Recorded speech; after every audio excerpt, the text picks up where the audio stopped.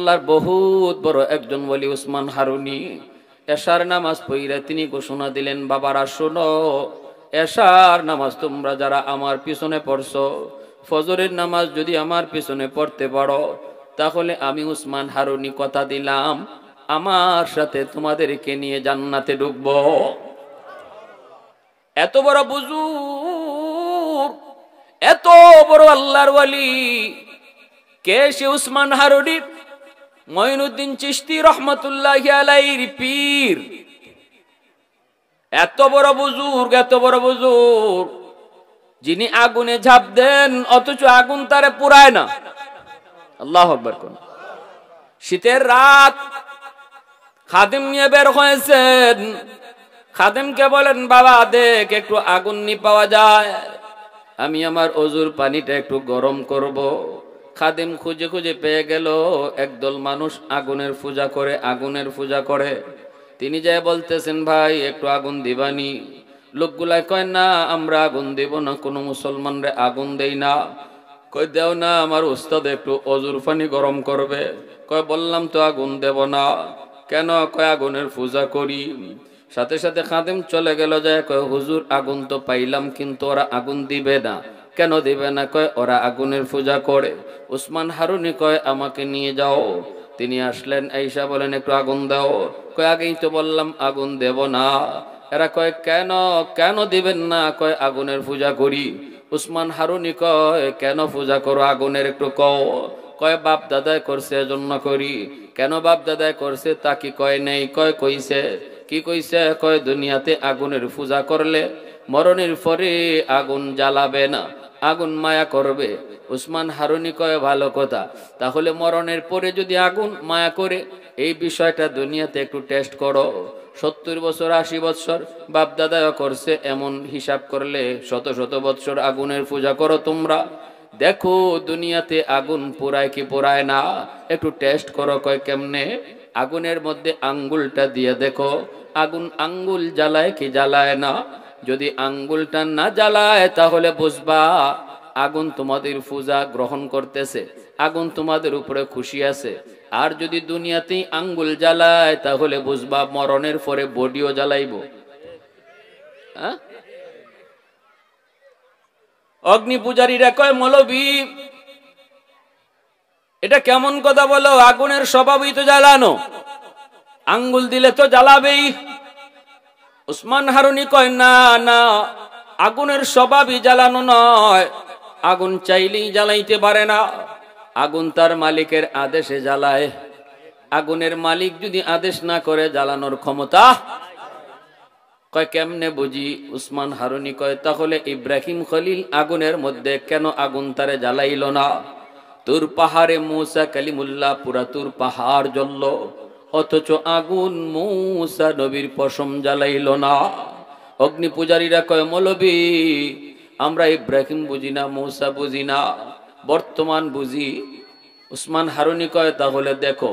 এই বইলা তিনি আল্লাহু আকবার কয়া ছোট্ট একটা বাচ্চারে কোলে নিয়া দাও দাও করে আগুন জ্বলতেছে ওই আগুনে ঝাঁপ দিলেন। অগ্নি পূজারীরা কয় রাম রাম রাম, ঠিক না? উসমান হারুনি আগুনে একা নাকি একটা ছোট বাচ্চাও সাথে। ওরা কয় হায় রে, মৌলবী মরছে মরুক, মৌলবী জ্বলছে জ্বলুক, আমাদের বাচ্চাটা আর কি দোষ ছিল? কিন্তু হঠাৎ করে তাকায় দেখে আগুনের ভিতরে উসমান হারুনি, আগুন আগুনের মতো করে দাউ দাউ করে উড়ে, কিন্তু উসমান হারুনির গায়েও টাচ করে না, বাচ্চাটার গায়েও আগুন টাচ করে না।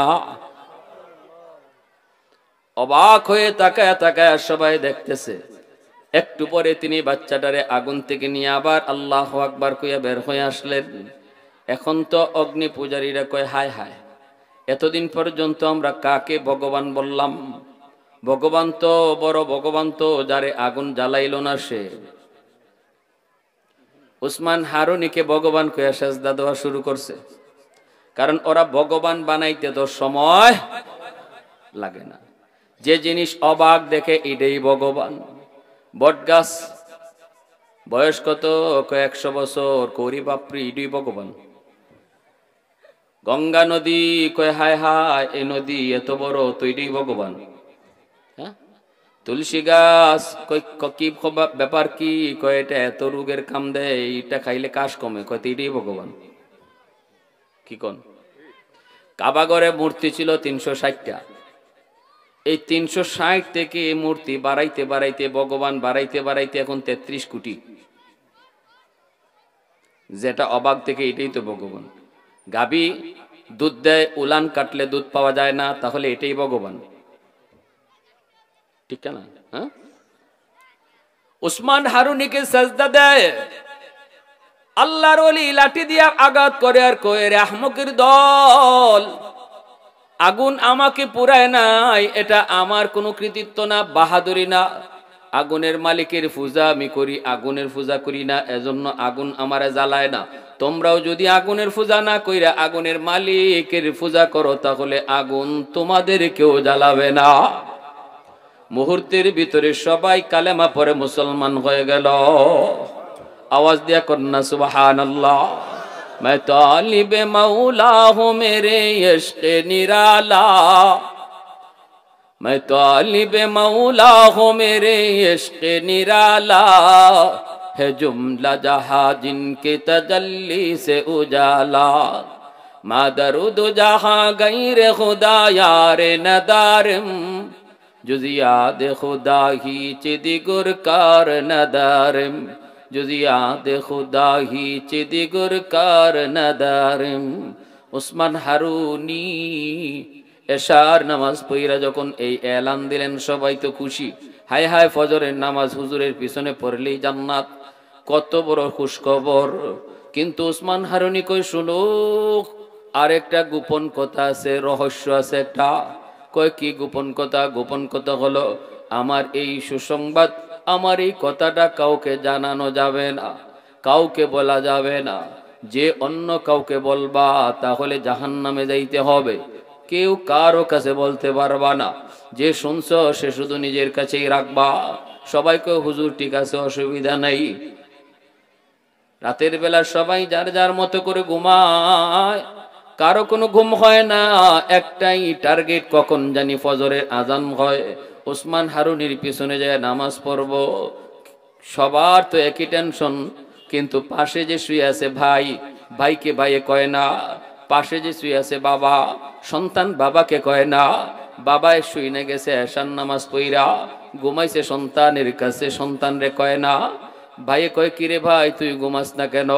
কয় না এমনি ঘুম আসে না, তুই ঘুমা। তাও কয় না ফজরের নামাজ উসমান হারুনির পিছনে পড়, জান্নাত পাবি। কারণ ও উনি কয়ে দিছে এটা কাউকে বলা যাবে না, বললে জাহান্নামে। এশার নামাজ গেল, ঘুম গেল, ফজরে আজান, মসজিদে নামাজ আদায় হলো। উসমান হারুনি সালাম ফিরায় দেখে মসজিদ ভরপুর মুসল্লি, বারান্দা ভরপুর মুসল্লি, রাস্তাঘাট ভরপুর মুসল্লি। এশার নামাজে এত মানুষ ছিল না, ফজরের নামাজে ডাবলের ডাবল মুসল্লি। উসমান হারুনির বুঝতে কোনো অসুবিধা নাই, কেউ না কেউ এই খবরটা মানুষে জানাইছে, ঠিক না? নামাজ শেষ করে আল্লাহর ওলি কয় এশার নামাজে কারা কারা ছিল একটু হাত উঠাও। সাথে সাথে যারা ছিল তারা হাত উঠাইছে, যারা ছিল না তারা তো আর হাত উঠায় না। এইবার উসমান হারুনি কয় একটা কথা কইছিলাম মনে আসেনি? কয় হুজুর মনে আছে। কি কথা? কয় ফজরের নামাজ আপনার পিছনে পড়লে জান্নাত। আরেকটা কথা কইছিলাম, এটা মনে আসেনি? বলে হয় সেটাও মনে আছে। কোন কথা? কয় কাউকে বলা যাবে না, বললে জাহান্নাম। তাহলে এত মানুষে কে জানাইছে? একজন একজন করে সবাই কয় হুজুর খোদার কসম আমি কইছি না। বাপের দ্বারও ঘুমাইছি, বাপরে কইছি না। বাপে কয় খোদার কসম হুজুর আমি কইছি না। ফুতের দ্বারও ঘুমাইছি, ফুতরে কইছি না। বন্ধু কয় হুজুর খোদার কসম বন্ধুর কাছে ঘুমাইছি, বন্ধুরে কই নাই। ভাইয়ে কয় হুজুর ভাইকে কই নাই, কই নাই। সবাই কয় কই নাই, কই নাই, কই নাই। কিন্তু তাহলে কে কইল? একজন মানুষ মাথাটা নিচের দিকে দিয়ে বসা, কিছু কয় না, অথচই নিয়ে আসার নামাজ পড়ছে, কিচ্ছু কয় না, মাথা নিচের দিকে দেওয়া। উসমান হারুনি কয়, তুমি কে? মাথাটা উঠাও, তুমি কে? মাথাটা উঠাও। মাথাটা উঠাইছেন। উঠানোর পরে উসমান হারুনি দেখে ইনি আর কেউ না, ইনি হলো তার সবচেয়ে প্রিয় ছাত্র, প্রিয় শাগরেদ, যার নাম হলো মঈনুদ্দিন চিশতি। আল্লাহু আকবার। আরো আস্তে কোন, আরো আস্তে কোন। উসমান হারুনি কয়, বাবা মঈনুদ্দিন, তাহলে কি তুমি জানাইছো? মঈনুদ্দিন চিশতি কয়, হুজুর আমি সবাইকে কইছি। আল্লাহু আকবার। কেন বাবা, তোর এত বড় সাহস কেমনে হইল? তুই কি জাহান্নামে যাইতে চাও নাকি? এই কথা কাউরে কইলে তো জাহান্নামে যেতে হয়, তাহলে তুই কইছো নাকি? কেমনে তুই এই কথা কইলি? জাহান্নামে যাওয়ার বুঝি বড় শখ? কেন কইছো একটু কও। মঈনুদ্দিন কয়, হুজুর আমি চিন্তা করে দেখলাম, যদি আমি কাউকে না কই আমি একা জান্নাতে যাই, আর আমি যদি মানুষে জানাই তাহলে অসংখ্য অগণিত আল্লাহর বান্দারা জান্নাতে যাওয়ার সুযোগ পায়। আমি যদি না কই তাহলে আমি একা বাঁচলাম, আর যদি জানাই এলাকার মানুষগুলি বাঁচলো। এতগুলি মানুষ জান্নাতে যাওয়ার সুযোগ পায়, এতগুলা মানুষ আল্লাহ জান্নাতে পাইয়া, আর এই অপরাধে আল্লাহ আমারে জাহান্নামে দিয়া যদি আল্লাহ খুশি হয় আমিও খুশি। সুবহানাল্লাহ, আওয়াজ দিয়ে বলেন। এতগুলা মানুষকে আল্লাহ পাক জান্নাতে পাইয়া, আর আমি একা মঈনুদ্দিন রে জাহান্নামে দিয়া যদি আল্লাহ খুশি থাকে আমি খুশি। সুবহানাল্লাহ, জোরে কোন। এই কথাটা বলতেই উসমান হারুনি লাফ দিয়া মঈনুদ্দিন চিশতিকে বুকে জড়ায় কান্না শুরু করে দিছে। আয় বাবা বুকে আয়, আয় বুকে আয়। আল্লাহ এই কথাটাই কইছে, কু আনফুসাকুম ওয়া আহলিকুম নারা। নিজে শুধু বাঁচার চিন্তা কইরো না, এলাকার মানুষকে লইয়া বাঁচো, সমাজকে লইয়া বাঁচো, ঘরের মানুষগুলাকে লইয়া বাঁচো। নিজে খালি নামাজি হইও না, সন্তানটারে নামাজি বানাও। নিজে শুধু পর্দা কইরো না, বউটারে পর্দার ভিতরে রাখো। আল্লাহ কয়, বান্দা সব সময় নিজে বাঁচার ফিকির করিস না, ফ্যামিলি রে বাঁচা, বউ বাচ্চারে বাঁচা, পরিবার রে বাঁচা, সমাজ রে বাঁচা। মঈনুদ্দিন চিশতি এই আমলটাই করছেন, আল্লাহর কথাটাই রাখছেন।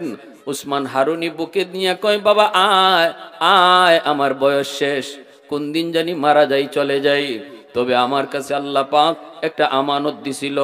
এই আমানতটা আমি কারে বুঝায় যাইমু? একটা পরীক্ষা নিছিলাম, এই পরীক্ষায় তুমি পাস করছো, সবাই ফেল করছে। আল্লাহ আল্লাহ আমার কাছে যে একটা আমানত দিছিল, এই বুজুর্গি, এটা আমি তোমারে বুঝাইয়া দিয়া গেলাম। মঈনুদ্দিন চিশতি আল্লাহর এত বড় ওলি হইছে, এমনি এমনি ওলি হইছে, যার প্রথম দিনের বয়ানে চেহারা দেখা 90,000 হিন্দু কালেমা পরে মুসলমান হয়ে গেছে। এজন্য মায় কইছিল, বাবা এটা তোমারও কোনো ক্রেডিট না, তোমারও কোনো বীরত্ব না, তোমারও কোনো বাহাদুরি না, তোমার চেহারা দেখা হিন্দু মুসলমান হয়, এটা তোমার কোনো বুজুর্গি না, আমি মার বুজুর্গি। মঈনুদ্দিন চিশতি কয়, মা সত্য, এটাই ঠিক। এখন মায়ের বুকে কপালে, সন্তানের কপালে মায় চুমা দিয়ে কয়, বাবা মঈনুদ্দিন, আমি মা জীবনে কোনোদিন তোমাকে অজু সারা দুধ খাওয়াই নাই। সুবহানাল্লাহ, জোরে কোন। আমি মা তোমারে অজু সারা কোনোদিন দুধ খাওয়াই নাই। কেমন মার গর্ভ থেকে? মঈনুদ্দিন চিশতি। আজও যদি এমন মা আমার আপনার ঘরে থাকে, ওই মার গর্ভ থেকেও মঈনুদ্দিন চিশতি আল্লাহ দুনিয়াতে দিবে।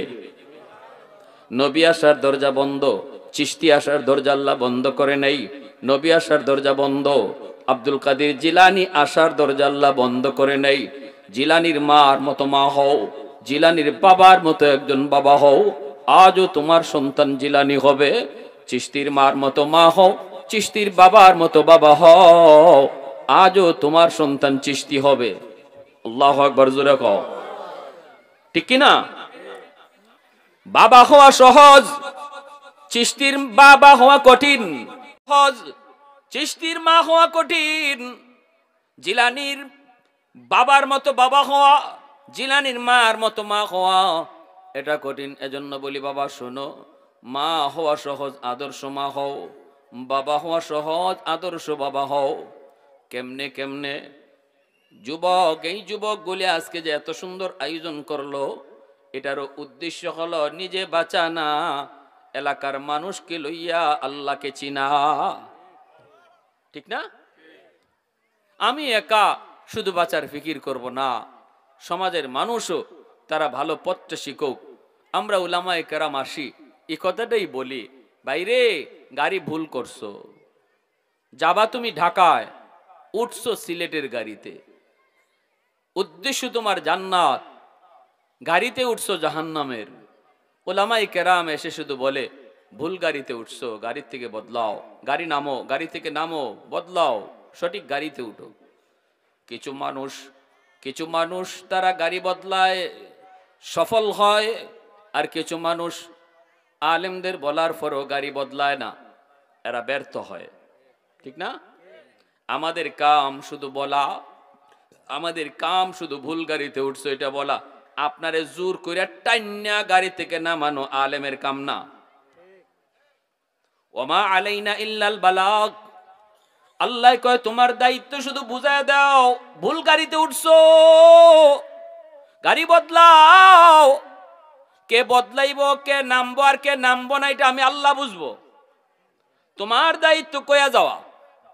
ঠিক কিনা? কিছু মানুষ উলামায়ে কেরামের কথাকে মানে আর কেউ মানে না।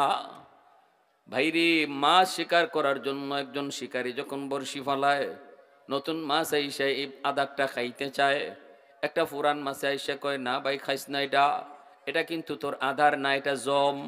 কয় কেমনে বুঝি? কয় আধারের ভিতরে একটা বড়শি আছে, এরকম আংটাওয়ালা বড়শি, তুই শুধু আধার মনে করে খাইবি।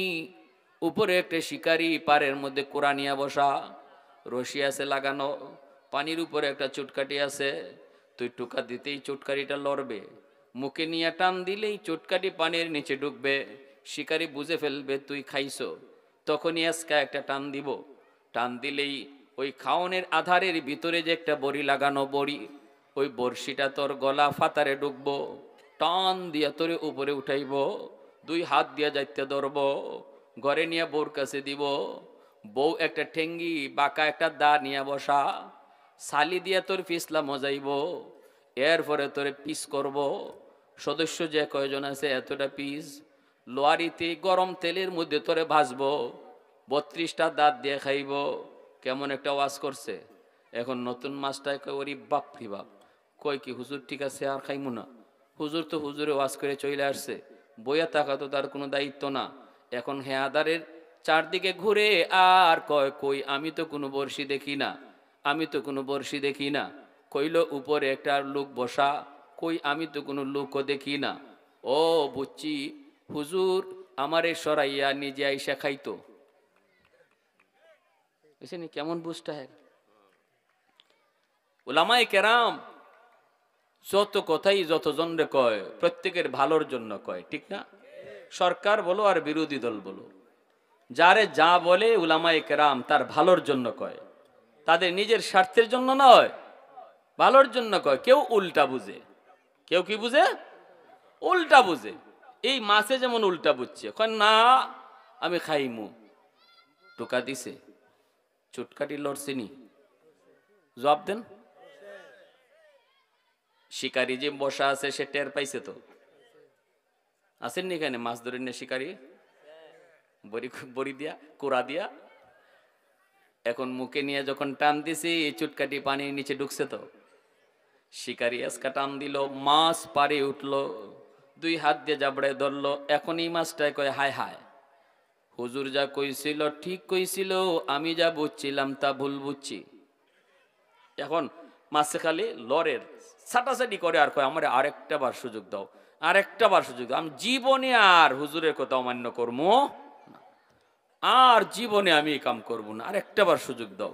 দিবেননি আপনি সুযোগ, মাস্টারে আবার সারবেননি পানি।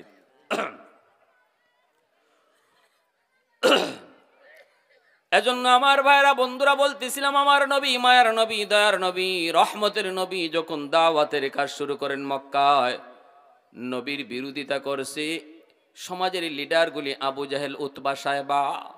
আর নবীজির পক্ষে অবস্থান নিছে মক্কার যুবক। আল্লাহু আকবার, জোরে কোন।